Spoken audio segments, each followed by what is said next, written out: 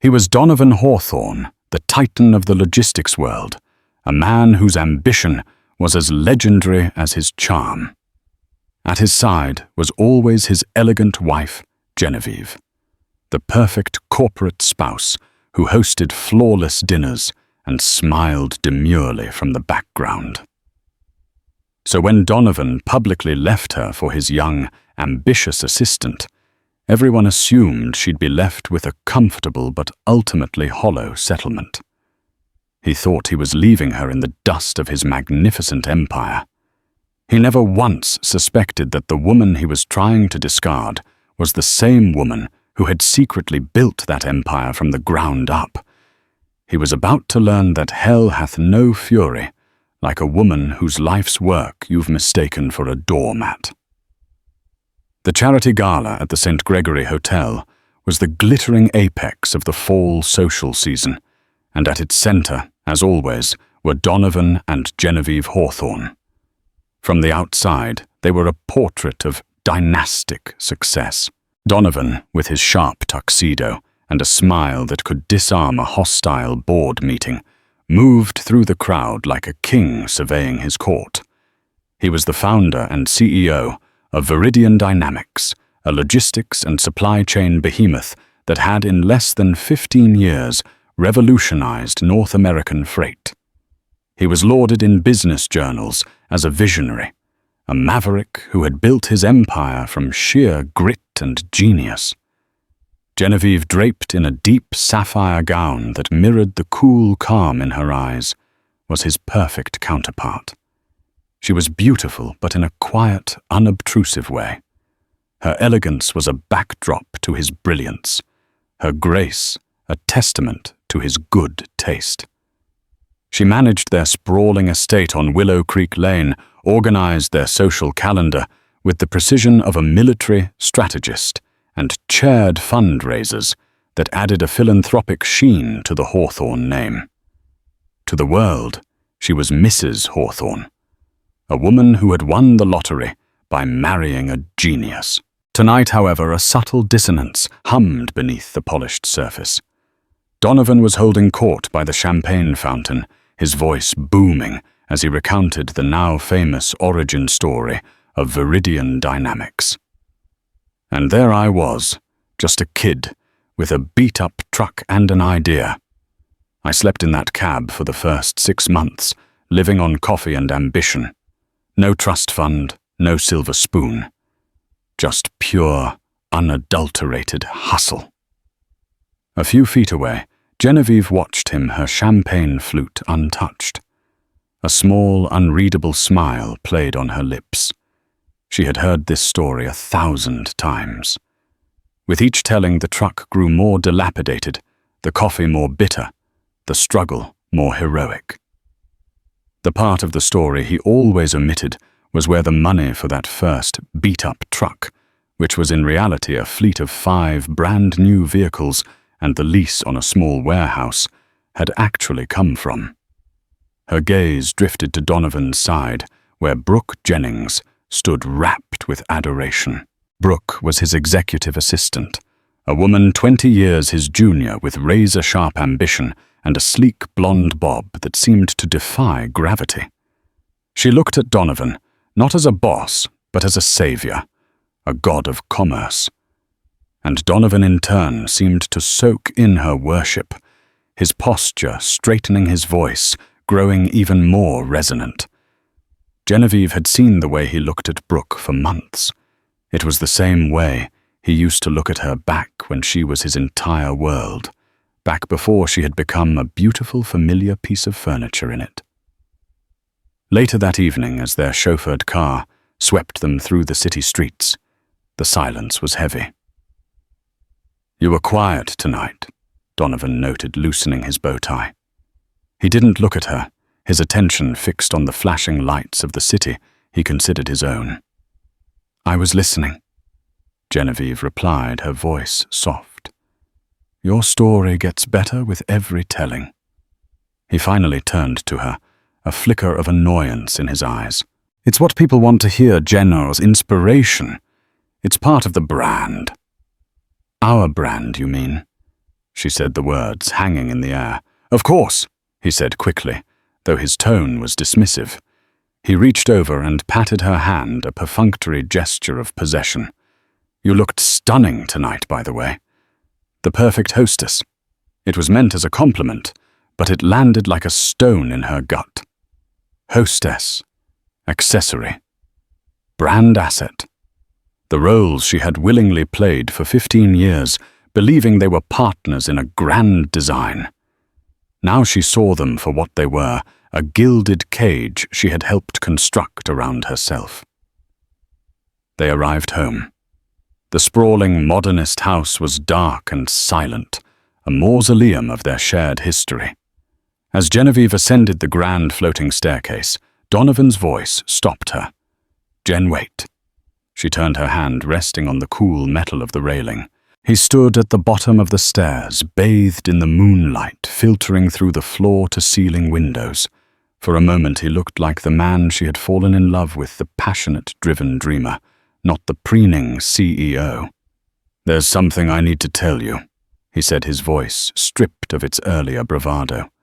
Genevieve's heart, a muscle long trained in the art of stillness, began to beat a frantic, painful rhythm. She knew with a certainty that was as cold and sharp as ice what was coming next.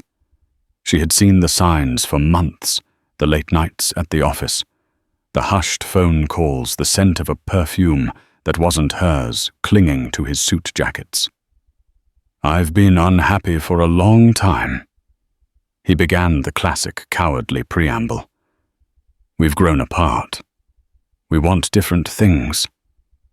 This life, it's not enough for me anymore." She remained silent, her expression unmoving, granting him no assistance, no emotional release. He faltered under her steady gaze. "I've met someone," he finally choked out. "It's Brooke, and I'm in love with her." There it was, the banal, predictable betrayal laid bare in their multi-million-dollar foyer. "I want a divorce, Genevieve," he said, the words echoing in the vast space. He took a breath, his confidence returning now that the worst was over. He was switching back into CEO mode, the deal-maker, the man who always came out on top. "I'll be fair, of course," he continued, as if discussing a corporate merger. "I'll instruct my lawyer to draw up a generous settlement. You'll be very comfortable. You won't have to worry about a thing." Genevieve finally allowed her expression to shift. The placid mask dissolved, replaced by a look of profound, almost pitying clarity. He saw her as a cost to be managed, a line item in the dissolution of their partnership. He believed the empire was his, to divide his, to grant her a small piece out of the goodness of his heart. She descended a single step, her eyes locking onto his. "Donovan," she said, her voice no longer soft, but forged from something hard and ancient. "You have no idea what you've just done." He mistook her words for a threat of an ugly emotional fight. He was prepared for tears, for screaming, for pleas. He was not prepared for the quiet, chilling resolve in her voice. "Don't worry about your lawyer, Donovan," she said, turning and continuing up the stairs without a backward glance. "I'll be in touch with mine." He was left standing alone at the bottom of the staircase, a king in a castle of his own, making utterly oblivious to the fact that he had never, not for a single day, held the deed. The law offices of Wolf & Associates occupied the top 2 floors of a gleaming skyscraper in the heart of the financial district, a testament to the brutal efficiency of its senior partner, Gideon Wolf. Gideon was a legal predator, a man who smelled weakness like a shark smells blood in the water. He sat across from Donovan in a leather chair that probably cost more than a mid-sized car, a portrait of carnivorous confidence. "It's straightforward, Donovan," Gideon said, steepling his fingers. "You're the sole founder of Veridian Dynamics. The company was established prior to the marriage." "Not quite," Donovan corrected a little too quickly. "We married the year I founded it, but she had nothing to do with it. She was a curator at some small art gallery back then." "Even better." Gideon grinned a flash of white teeth. "It establishes a clear pattern. You were the earner, the builder. She was the homemaker. The courts are predictable on this. We'll argue that the dramatic increase in the company's value is due to your unique and extraordinary efforts. We'll offer her a settlement that reflects that. Generous, of course, for her 15 years of service as your wife." He said the word wife as if it were a job title with a clearly defined severance package. Donovan felt a surge of relief. "What are we talking about?" "The house, of course. A lump sum payment, say 10 million, and an ongoing spousal support package for a few years to help her transition. 500,000 a year for 5 years. All told, it's a $15 million exit. More money than she could ever have dreamed of when you met her. It's more than fair. It's benevolent." $15 million. It sounded like a fortune, but to Donovan, it was a rounding error. Veridian Dynamics was valued at over $2 billion. He would be giving away less than 1% of his net worth to the woman who had shared his bed for 15 years. It felt clean, efficient.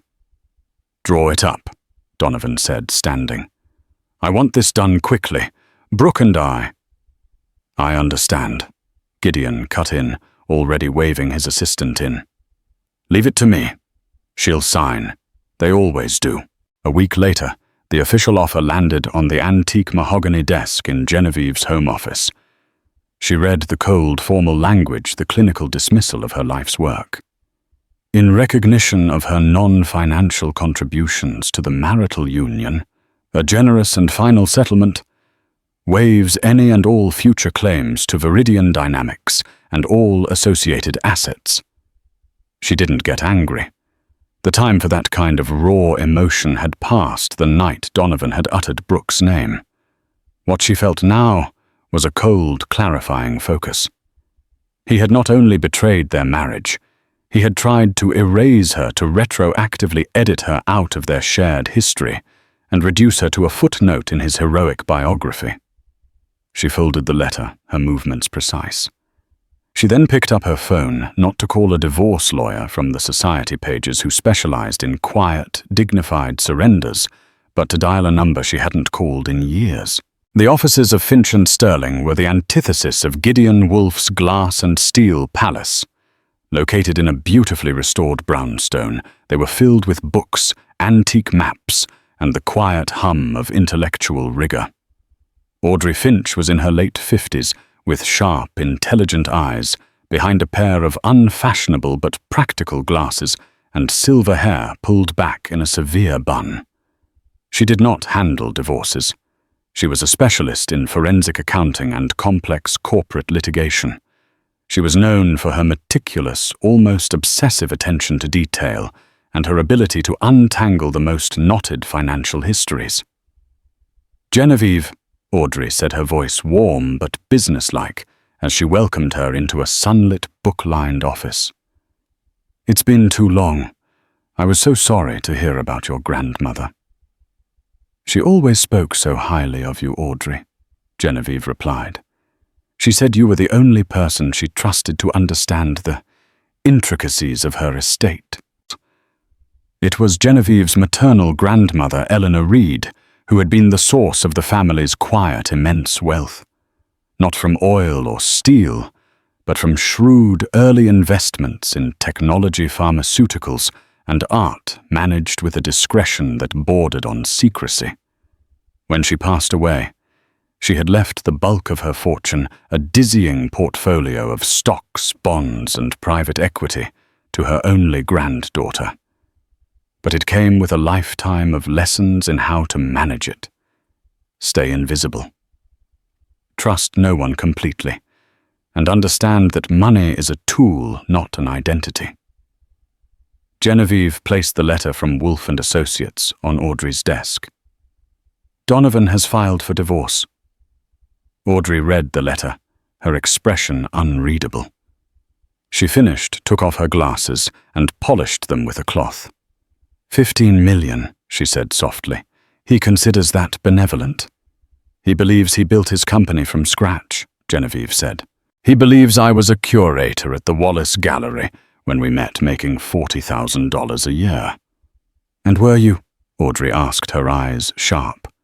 I was, Genevieve confirmed. I enjoyed the work, and it was the perfect cover. Audrey leaned back, a flicker of a smile on her face. The Nightingale Trust, she said, almost in a whisper. Genevieve nodded. The Nightingale Trust. The Nightingale Trust was Genevieve's secret weapon, the financial vehicle she had created under Audrey's guidance years ago, shortly after her grandmother's death. It was an offshore entity layered with shell corporations and intermediaries so opaque as to be virtually untraceable. It was the instrument of her silent partnership in her own husband's life. He's about to learn, Genevieve said, her voice dropping, the steel returning to it, that his entire origin story is a work of fiction. He thinks he's the author of his own success. The truth is, I was the ghost writer for the entire novel. Audrey Finch put her glasses back on. The forensic accountant, the corporate litigator, was gone. In her place was a hunter who had just caught the scent of her prey. So, Audrey said, a thrill in her voice, let's begin the audit, shall we? I want every wire transfer, every stock purchase agreement, every single dollar that flowed from Nightingale into Veridian Dynamics. We are not going to ask for a larger settlement, Genevieve. She leaned forward, her eyes glinting. We are going to prove ownership. Meanwhile, Donovan was celebrating. He had taken Brooke to a lavish dinner at a restaurant where reservations were a status symbol. He presented her with a diamond bracelet that glittered under the low lights. To new beginnings, he toasted, clinking his glass against hers. What about Genevieve? Brooke asked, her voice a little hesitant. Will she fight it? Donovan laughed, a confident, dismissive sound. What's she going to fight with? Her decorating budget. Gideon has it all under control. She'll sign the papers, take the money, and fade away. In a year, we'll barely remember her name. He raised his glass, utterly confident in his victory, completely unaware that hundreds of miles away, a woman he had long since stopped seeing was methodically preparing to dismantle his world piece by piece, document by document. The first salvo had been fired, but he had mistaken it for the end of the war. The real battle was only just beginning. The discovery phase of a divorce is designed to be a brutal campaign of attrition. Gideon Wolfe launched his attack with gusto, burying Audrey Finch's small firm in an avalanche of paperwork.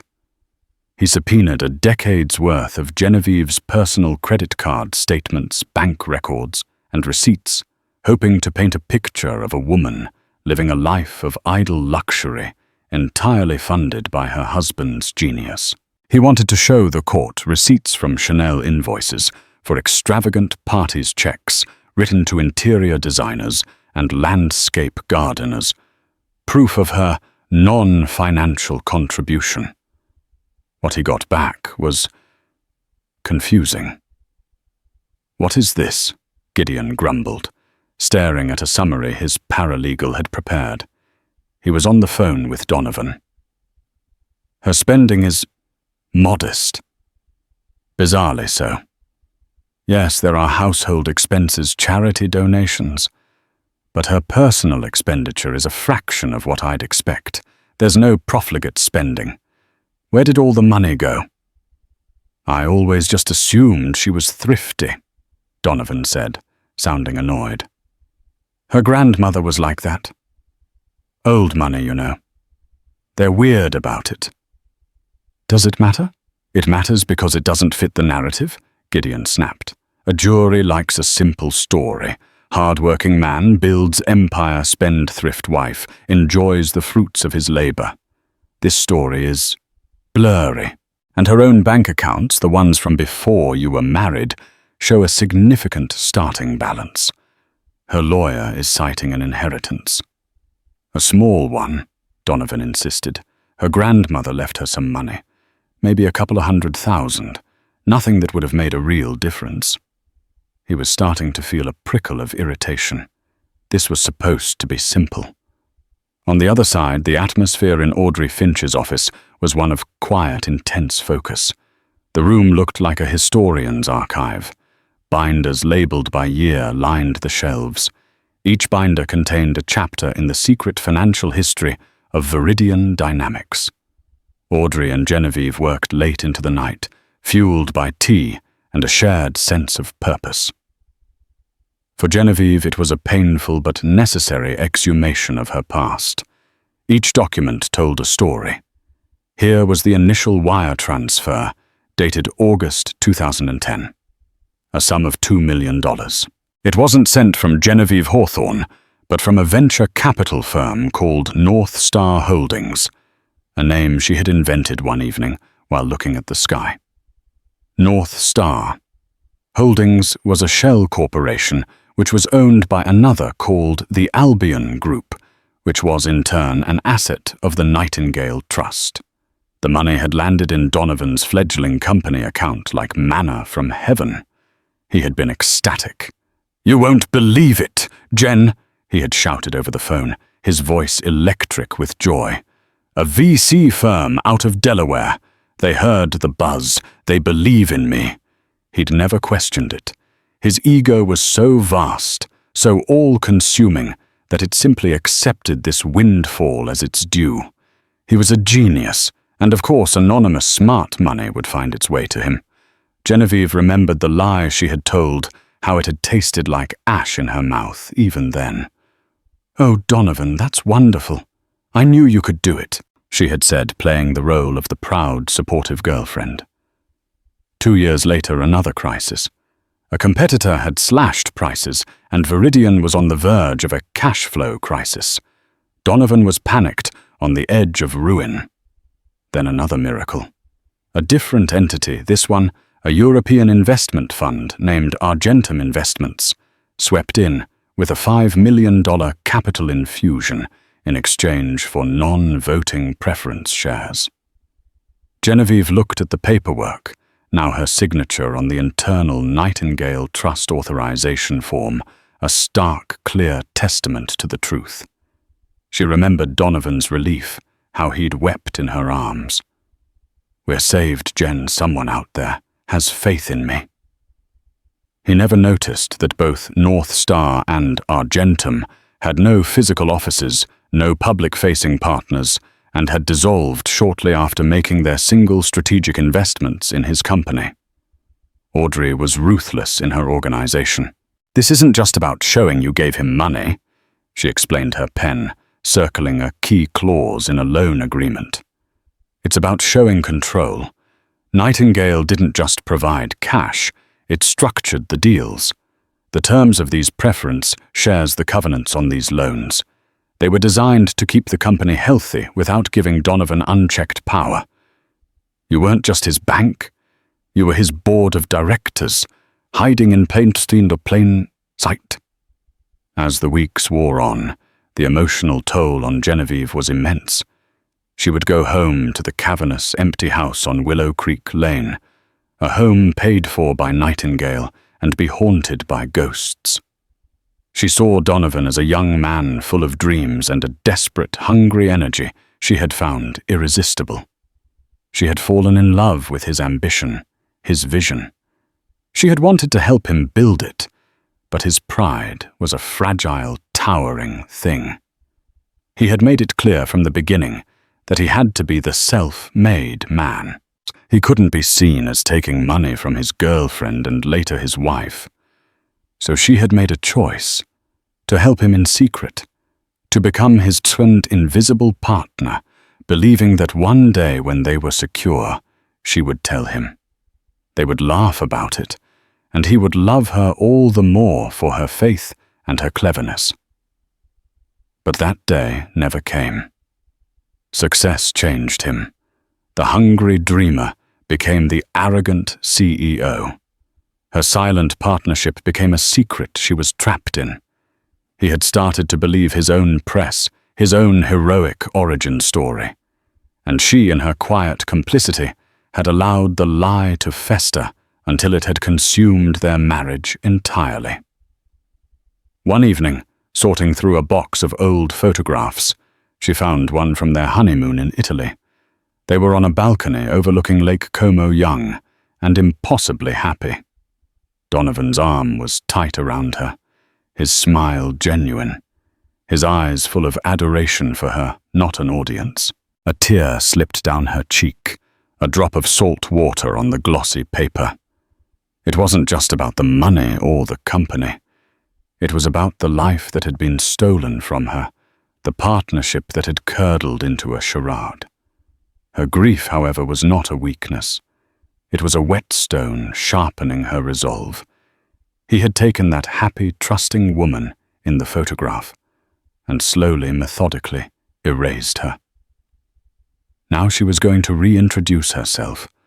The storm was gathering its clouds dark with meticulously documented truths. On the other side of the city, Donovan Hawthorne was growing impatient, planning his future with Brooke, oblivious to the tempest that was about to break. He was a man sailing in sunny weather, unaware that his ship was about to be reclaimed by the very ocean that had kept it afloat. Gideon Wolfe decided a deposition was necessary. It was a standard tactic. Put the opposing party in a sterile conference room for hours. Grill them under oath and hope they trip up, contradict themselves, or break down emotionally. He was confident he could dismantle Genevieve Hawthorne. He saw her as a soft, pampered society wife who would crumble under pressure. The deposition took place at Gideon's firm. The conference room was high-tech and soulless, with a panoramic view of the city that Donovan considered his kingdom. Donovan was present at Gideon's request to project an aura of power and control. He sat next to his lawyer, looking bored and magnanimous, a king granting an audience to a disgruntled former subject. Genevieve entered with Audrey Finch. She was dressed not in a power suit, but in a simple, elegant grey dress. She looked composed, calm, and utterly unruffled. She took her seat opposite Gideon, ignoring Donovan's presence completely. Her focus was absolute. The first few hours were a tedious recitation of facts, names, dates, addresses. Gideon then moved to the finances. Mrs. Hawthorne. He began, his voice dripping with condescension. Let's talk about your contributions to the marriage. You manage the household staff, correct? Yes, Genevieve answered. You planned social events, parties, fundraisers. Yes. You oversaw the decoration and renovation of your homes. Yes. All very important work, to be sure, Gideon said with a smirk. But you would agree that you did not participate in the day-to-day operations of Veridian Dynamics. That's not correct, Genevieve said calmly. Gideon paused, surprised by the direct contradiction. Donovan shifted in his seat. Oh, and what was your role? I was an investor, she said.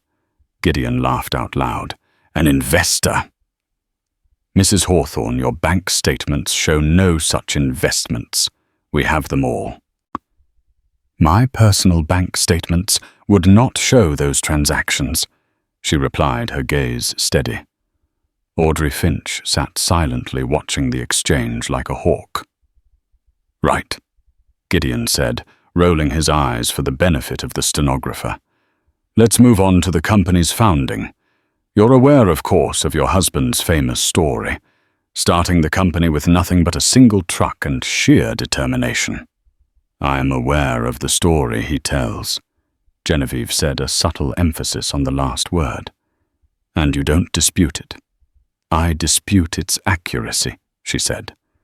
Donovan could no longer stay silent. "What the hell is she talking about?" he muttered to Gideon. Gideon waved him quiet. "In what way is it inaccurate, Mrs. Hawthorne?" Gideon pressed, sensing a potential opening. He thought she was about to make some petty emotional claim. "Veridian Dynamics was not started with one truck," Genevieve said, her voice clear and precise. "It was started with a fleet of 5 new Kenworth T680s and a 1-year prepaid lease on a 20,000-square-foot warehouse in the industrial park off Route 7. Donovan stared at her.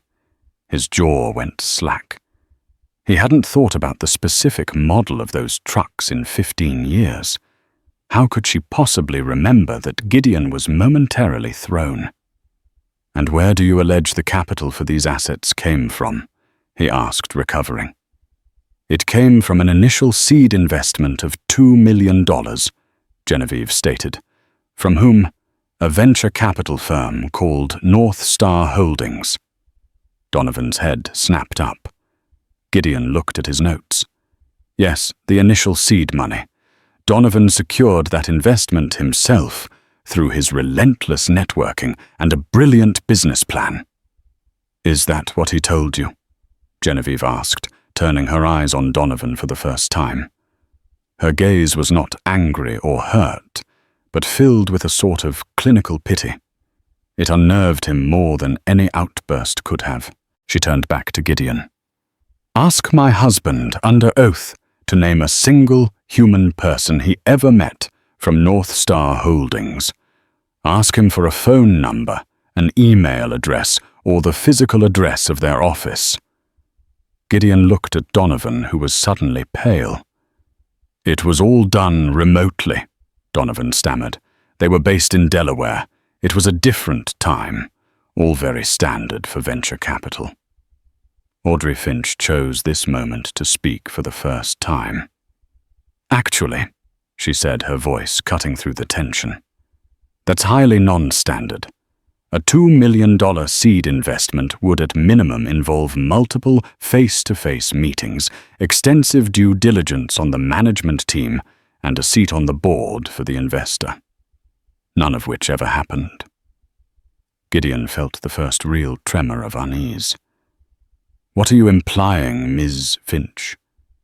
"We are not implying anything," Audrey said, opening a single slim file folder she had brought with her. "We are stating facts. Let's move to 2012. Veridian was facing a liquidity crisis. Is that correct, Mr. Hawthorne?" she asked, directing the question to Donovan. Donovan, flustered, looked at Gideon, who gave a slight nod. "There were market pressures," Donovan said carefully. "We weathered them." "You weathered them?" Audrey pressed, with a $5 million capital infusion from a European fund called Argentum Investments in exchange for non-voting preference shares. "Is that also correct?" "Yes," Donovan said, his confidence returning slightly.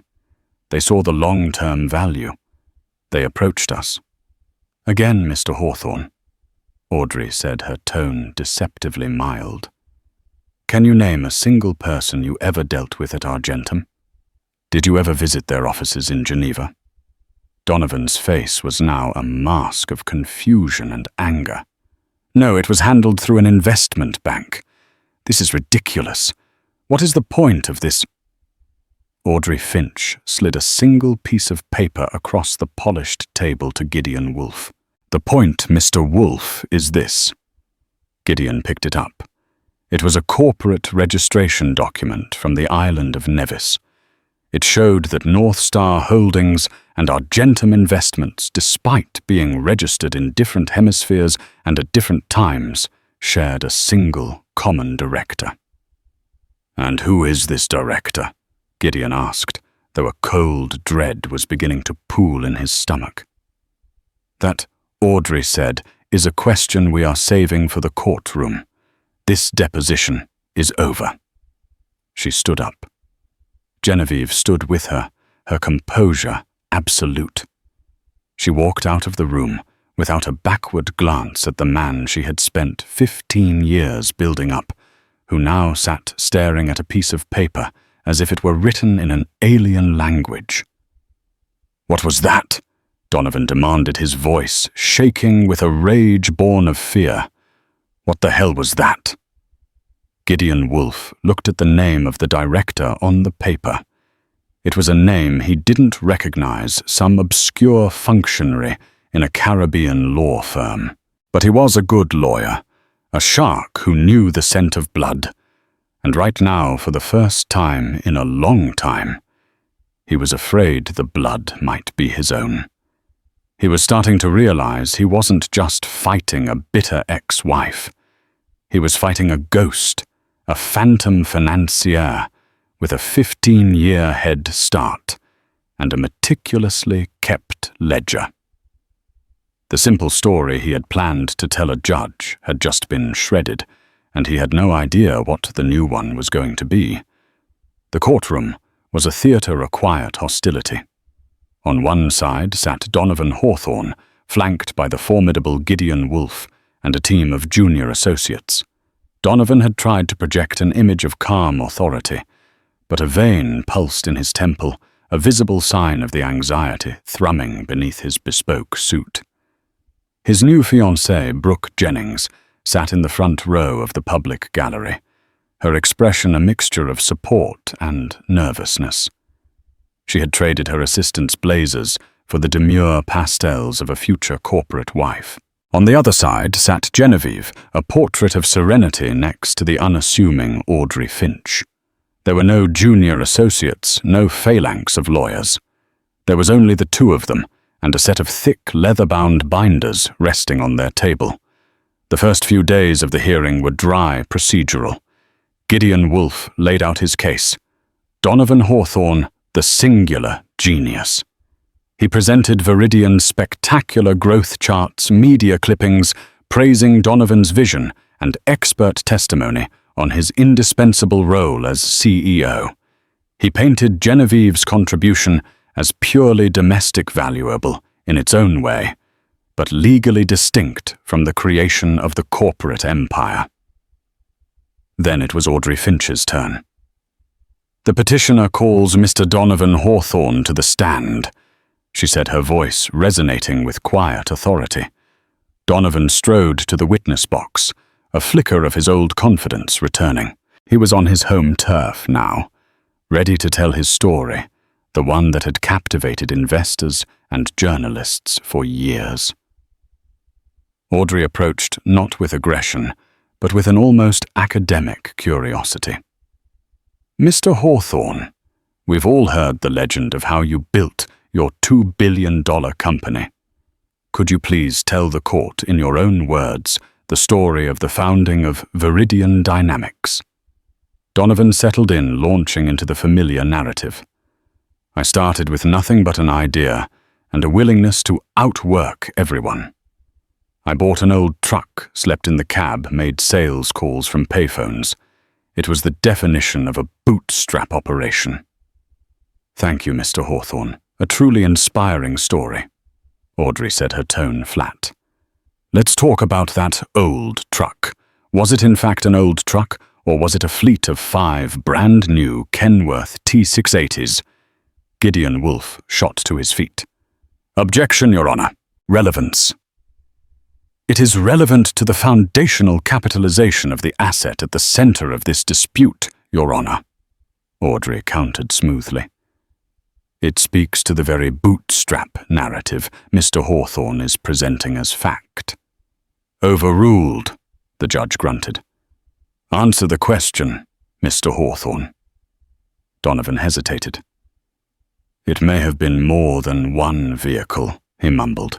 "It was a long time ago." "It was 5, was it not?" Audrey pressed. "And you didn't just have trucks. You had a prepaid lease on a warehouse. All told, your initial capital assets were in the neighborhood of $2 million.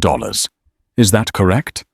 "I secured a seed investment," Donovan said defensively, "from a venture capital firm, North Star Holdings." "Ah, yes. North Star Holdings, Audrey said, walking to her table and picking up the first of the thick binders.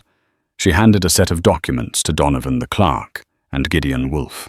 I have here the incorporation documents for North Star Holdings registered in Delaware, and the wire transfer confirmation for $2 million into the initial Veridian Dynamics corporate account. Please confirm these are the documents related to your seed investment. Donovan glanced at them. Yes, this is it. This proves my point. Does it, Mr. Hawthorne? Audrey asked softly. You see, North Star Holdings was a shell corporation. It had no employees, no office, no other investments. It was created on July 1st, 2010, and it was dissolved on September 30th, 2010, just 2 weeks after the funds were transferred to you. A murmur went through the courtroom. Gideon's face was like stone. It was a special purpose vehicle, Donovan ad-libbed, grasping at financial jargon. Common practice. Common practice, perhaps, Audrey conceded.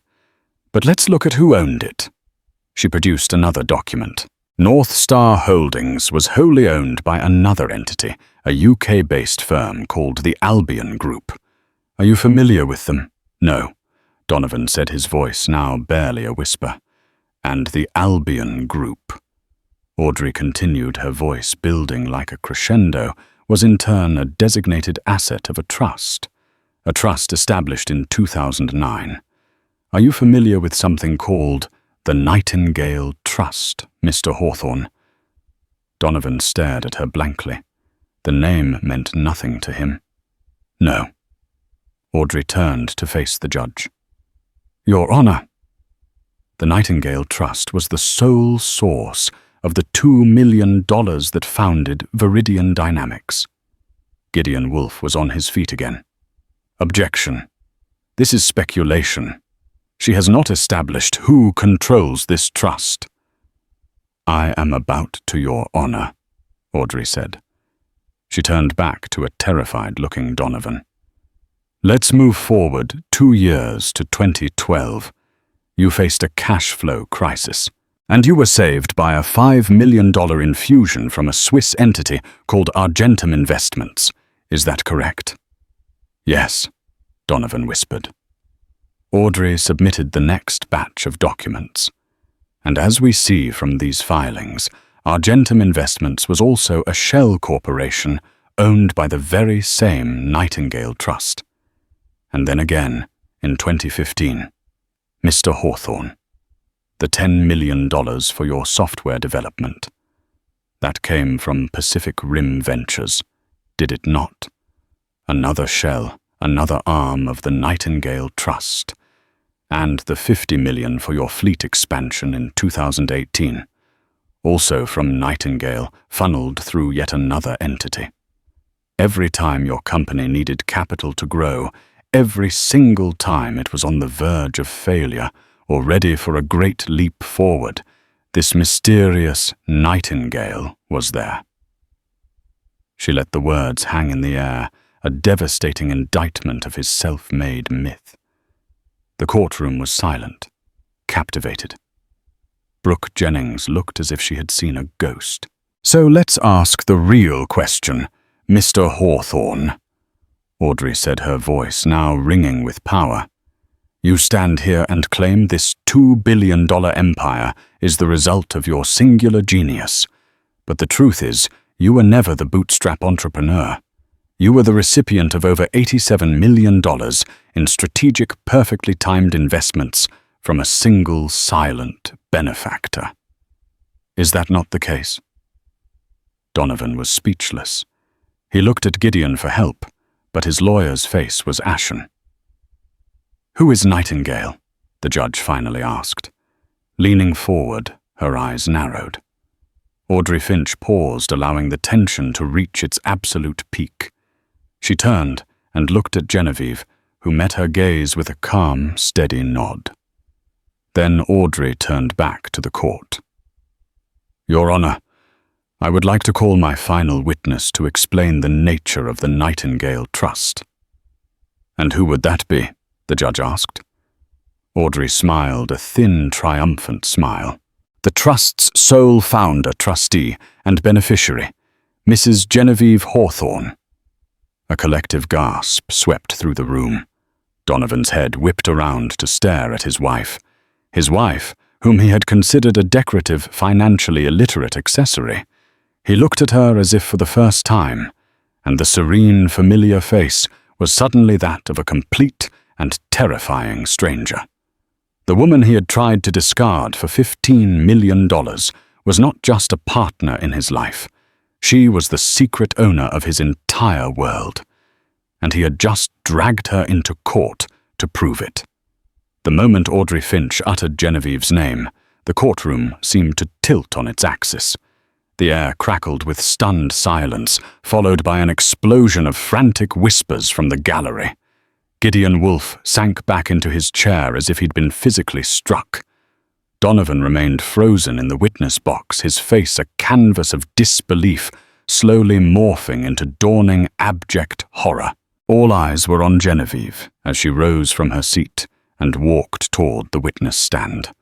She moved with an unhurried grace that belied the monumental gravity of the moment. It was the same poise she displayed when hosting a charity ball, but now stripped of its social context, it appeared as what it truly was, unshakable strength. As she passed Donovan, he flinched as if her very presence could burn him. She did not look at him. She was sworn in her voice, calm and clear, a stark contrast to the chaos she had just unleashed. Audrey Finch began her questioning, her tone now gentle, as if she were merely allowing Genevieve to tell a long overdue story. "Mrs. Hawthorne," she began, "could you please explain to the court the origin of the Nightingale Trust?" "Of course," Genevieve said, her gaze directed at the judge. "In 2009, I inherited a significant portfolio from my maternal grandmother, Eleanor Reed. My grandmother was a very successful, very private investor. She taught me that wealth was a tool, and that its most effective use was often from the shadows. The Nightingale Trust was the legal vehicle I created with Ms. Finch's counsel to manage those assets according to that philosophy." Audrey let that sink in before continuing. "And why the secrecy, Mrs. Hawthorne? Why not simply invest under your own name?" Genevieve's eyes finally drifted to Donovan. The look was not one of hatred, but of a deep, sorrowful disappointment. "When I met Mr. Hawthorne," she began, "he was the most brilliant and driven man I had ever known. He had a vision, but he lacked capital.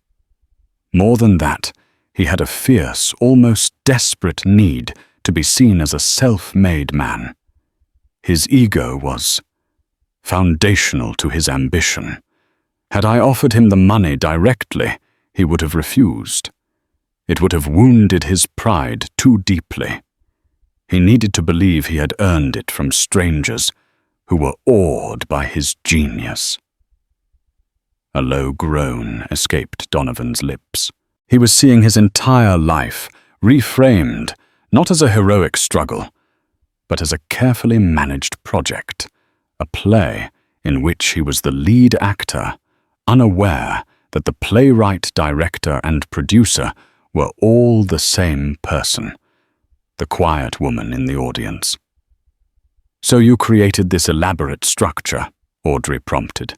"These shell corporations, North Star, Argentum, and the others, for the sole purpose of funding your husband's dream without his knowledge."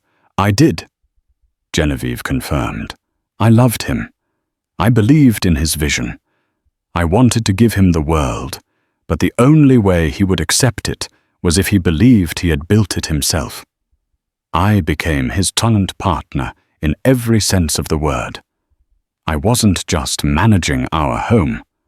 I was managing the strategic financing of his entire enterprise. When the market shifted, I ensured he had the capital to pivot. When a competitor threatened, I funded the R&D to out-innovate them.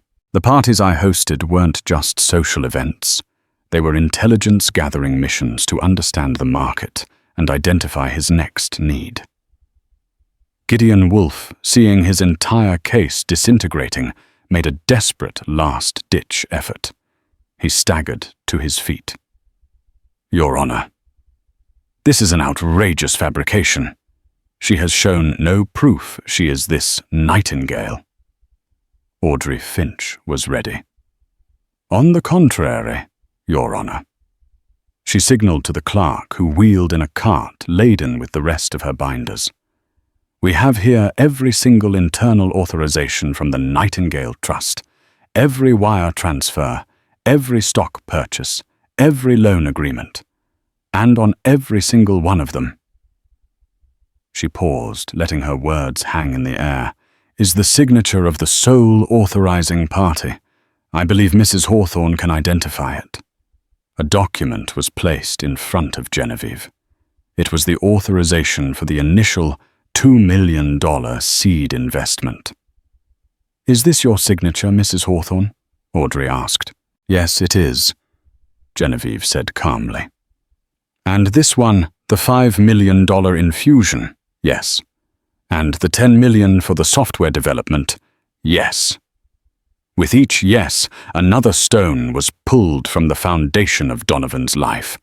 His face had gone from disbelief to rage to a ghastly pale dread. He was a king, discovering his castle was built on a sinkhole. The final devastating blow came when Audrey Finch presented the Trust's master charter.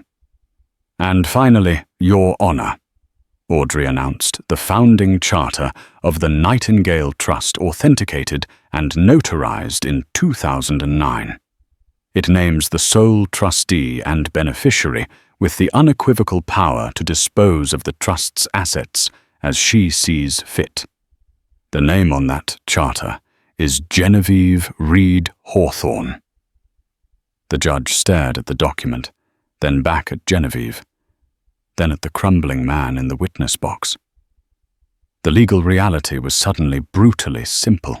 Veridian Dynamics had been built almost exclusively with funds that were Genevieve's sole, separate, premarital and inherited property. The funds were never commingled.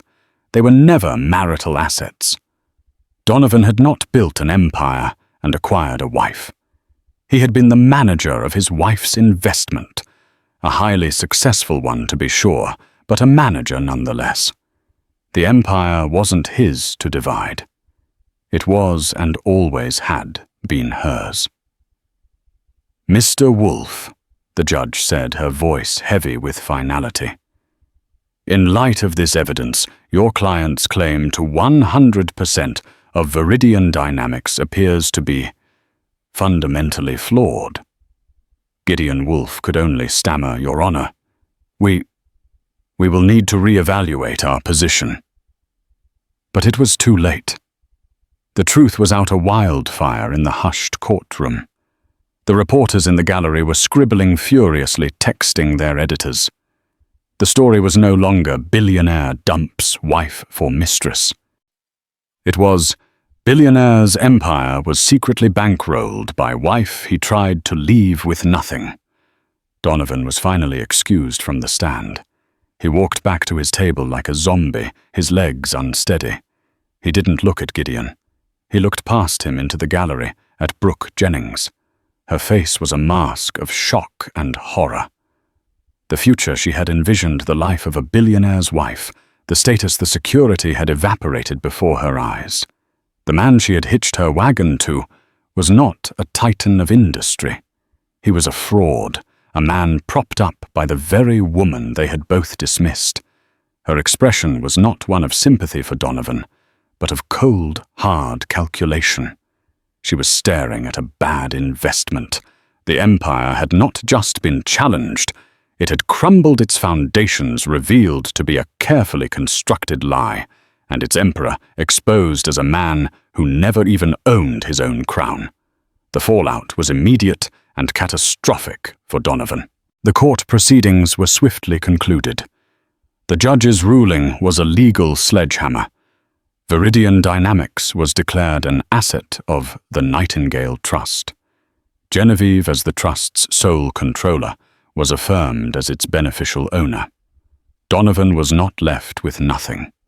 The judge, in a ruling that some called ironic and others called just, awarded him a settlement based on his contributions to the growth of the asset. He was granted a lump sum payment that mirrored almost to the dollar the insulting offer he had first made to Genevieve, $10 million. Plus, in a final twist of the knife, the judge awarded him transitional support of $500,000 a year for 5 years. He was legally classified as the dependent spouse. The architect of the empire was pensioned off like a retiring manager. He lost more than the money. He lost his identity. The news story exploded across the financial world. Donovan Hawthorne, the self-made bootstrap hero, became a laughingstock, a cautionary tale. The man who had graced the covers of magazines for his vision was now the subject of memes and mocking editorials. His name, once a synonym for success, was now synonymous with delusion and humiliation. Brooke Jennings did not stick around for the aftermath. The day after the verdict, she quietly packed her things and disappeared from his life. Her adoring gaze had been for the billionaire CEO, not for the publicly disgraced, downsized ex-husband. A short, curt email was all the goodbye he received, wishing him all the best in his future endeavors. Donovan was forced to move out of the house on Willow Creek Lane, Genevieve's house. He retreated to a sterile luxury condo, the silence of which was a constant reminder of his fall. He was a king without a kingdom, a storyteller whose story everyone now knew to be a lie. Genevieve, however, did not emerge from the battle as a vengeful victor. There was a profound sadness in her victory. She had never wanted to destroy Donovan. She had only wanted to stop him from erasing her. In reclaiming her company, she was also closing the final chapter on the man she had once loved. She had a choice to make. She could have liquidated Veridian Dynamics, taken her billions, and retired to a life of quiet luxury. It would have been the easy path. But that was never her way. A month after the divorce was finalized, the employees of Veridian Dynamics received a company-wide memo. It announced a change in leadership. Donovan Hawthorne was officially out. The new CEO was a name none of them had ever heard associated with their company, Genevieve Hawthorne. Her first act as CEO was not to fire everyone loyal to Donovan, as many had feared. It was to call an all-hands meeting in the company's largest auditorium. When she walked onto the stage, she was met with a sea of uncertain, curious faces. She did not talk about the divorce or the drama. She talked about the future. She spoke with a deep, intimate knowledge of the company's operations, its strengths, its weaknesses, its untapped potential. She laid out a new vision, one that was bolder and more innovative than anything Donovan had proposed in years. She spoke of sustainable logistics, of investing in their workforce, of expanding into new markets with integrity. The employees who had been bracing for chaos instead found themselves listening to a leader of quiet, formidable intelligence. They saw that the real vision behind Veridian Dynamics hadn't actually left the building. It had just stepped out of the shadows and into the CEO's office. Genevieve sold the grand house on Willow Creek Lane, a place filled with too many ghosts. She moved into a chic, modern penthouse in the city, a space that was entirely her own. She worked tirelessly, not with the frantic, ego-driven energy of Donovan, but with a calm, focused sense of purpose. Veridian Dynamics, under her open and honest leadership, began to thrive in ways it never had before. She was no longer Mrs. Genevieve Hawthorne, the perfect corporate spouse. She was Genevieve Reed, CEO, a woman who had funded an empire in secret to protect a man's pride and then had to dismantle him in public to reclaim her own life. Her story became a different kind of legend in the business world, not one of bootstraps and bravado, but one of silent strength, strategic genius, and the quiet, unassailable power of a woman who had finally decided to sign her own name to her own masterpiece. That is the incredible story of Genevieve Reed and the empire she built in silence. It's a powerful reminder that the greatest strength often lies not in the spotlight, but in the shadows, waiting for the right moment to emerge. Her journey wasn't just about getting revenge. It was about reclaiming her identity and her life's work from a man who couldn't see her value. What do you think? Was Genevieve right to hide her role for so long, or should she have been a public partner from the start? Let us know your thoughts in the comments below. If this story of hidden power and dramatic justice resonated with you, please give this video a like and share it with someone who loves a story where the truth finally comes to light. And don't forget to subscribe to our channel and hit the notification bell so you won't miss our next deep dive into the most unbelievable real-life dramas. Thanks for listening.